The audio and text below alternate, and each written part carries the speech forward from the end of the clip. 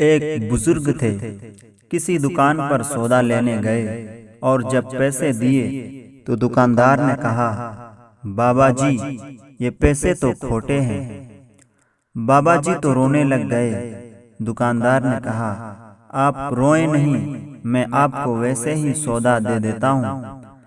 फरमाया, नहीं नहीं, मुझे सौदे की जरूरत नहीं। इतना रोए कि लोग हैरान। किसी ने कहा कि बाबा जी इतना क्यों रो रहे हैं?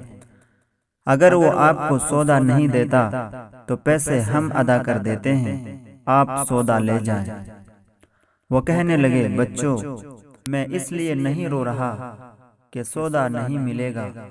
मैं तो इस बात से रो रहा हूँ कि मुझे ये ख्याल आया कि मेरे पास कुछ रकम थी, मैं उसे खरा समझता था।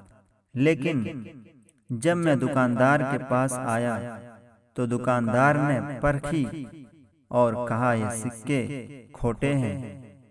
फिर मैंने अपने आप से कहा, ओ बंदे, आज अपने जिन अमलों को तुम खरा समझते हो, अगर क़यामत के दिन अल्लाह ताला ने फरमा दिया कि ये खोटे हैं तो फिर तुम्हारा क्या बनेगा?